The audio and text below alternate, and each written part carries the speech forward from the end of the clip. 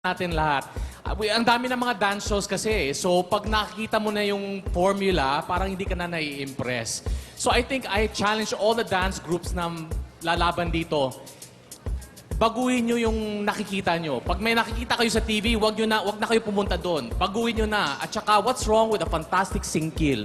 Dapat mas traditional ang ginawa nyo, katulad ng singkil. Thank you very much, Direk Odi. Nagustuhan ba ninyo ang liksi ng galaw ng Tribo Huling Likha? Kung ganon, just text TP4 and send to 2256 and you have a chance to win 20,000 pesos. Tribo Huling Likha, merong mga konting komento na siguro constructive naman ang meaning ng ating mga talent scouts. But don't worry, because 2/3 of your final scores will come from the jury. So let's hope that they were impressed. Thank you very much, Tribo Huling Likha. Biyado mag-iiwan ng saya ang ating dalawang susunod na bida. Ang kanilang mga pasabog ay susunod na dito sa nag-iisang talent show ng bayan, ang Talentadong Pinoy.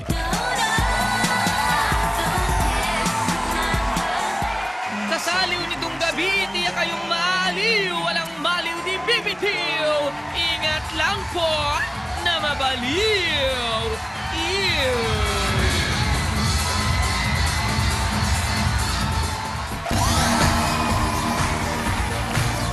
We're back sa inaabangang talent show ng lahat, ang Talentadong Pinoy. Huminto sa pag-aaral ang ating susunod na talentadong taga Quezon City dahil sa payo ng kanyang doktor. Ano nga po ba ang kanyang naging sakit? Alamin natin mula sa kanya.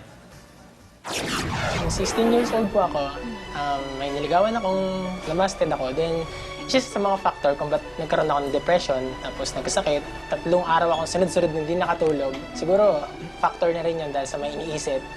After nun, yung parang nawawala na ako sa sarili, pinunta na ako sa ospital ng mother ko. Tapos nung nasa ospital na ako, diniagnose na ako. Sinabi nga na meron nga akong schizo, sabi ng psychiatrist. Tapos in-advise sa akin na huwag mo nang mag-aral o magpahinga muna. Kaya 3 sem akong hindi nakapag-aral. Kaya naman nakarecover ako sa support ng family, counseling, yung sama-sama lang, laging nag-uusap, masaya lagi. Ang masasabi ko lang po, talagang natutunan ko doon, kailangan habang tumatanda ka at may mga nami-meet kang iba't ibang different kinds of people and attitude, i-adjust mo yung sarili mo, magiging matatag ka, tapos gamitin mo yun at tatama mo yung mga mali mong nagawa, gagawin mo silang inspirasyon para maging maayos na yung buhay mo. With his unique brand of performance, here's Neil Joseph Buban, a.k.a. Zax.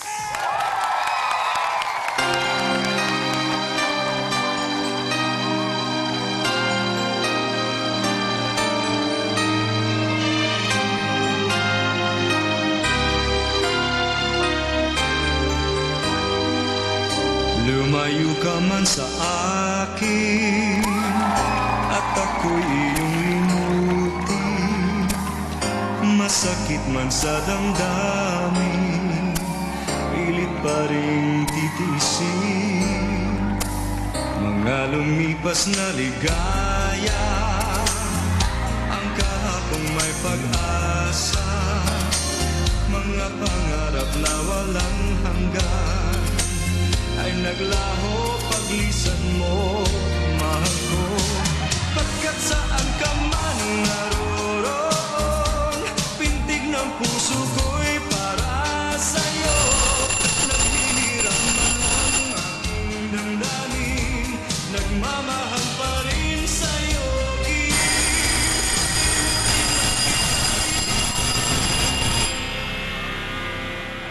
Zax, alam mo, may mga pinag-aralan sa pagdating sa pagsayaw. Kapag napanood ka, magagalit sa amin pag pinalusot ka sa kortina. Kasi hindi ko maintindihan kung ano yung nangyari kanina. Kung ito ba ay pagsapi o ano ba. Hindi ko naintindihan.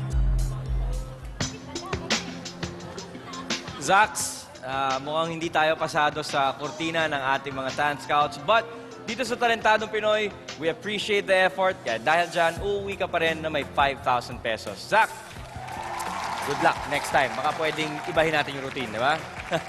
Pero kayo, kahit napagsarahan ng kortina si Zax kayo dyan sa inyong mga bahay, kung natuwa kayo sa ipinakita niya, you can text TP5 and send to 2256 and you have a chance to win 20,000 pesos. Zax, maraming salamat sa'yo. Isang baker na nagmula sa Albay ang ating susunod na talentado. Alamin natin kung bakit mahal na mahal niya ang kanyang trabaho. Galing ko pa ako ng Bicol, last 2006 pa po. Nakapasok din ako ng bake shop bilang isang master baker po. Na-enjoy po ako sa pag-bake kasi medyo maganda po siya, magaan po sa kamay. Medyo attract pag ginagawa, medyo makulay. Kinahiligan ko rin po ang pag-magic. So bali po, sa talent ko po, pinaghalo ko po ang bake at pag-magic. Kapag may mga mall show, barangay show, ginagamit ko po ang pag-exhibition sa paggawa ng cake with act of magic. Kung papapiliin po ako, karir po sa baker. Kasi po ang baking po, tuloy-tuloy po ang gawa, tuloy-tuloy ang trabaho. Ang pag-magic po, minsan lang po kapag may client pong kumukuha sa amin. Saka lang po ako nakakapag-magic.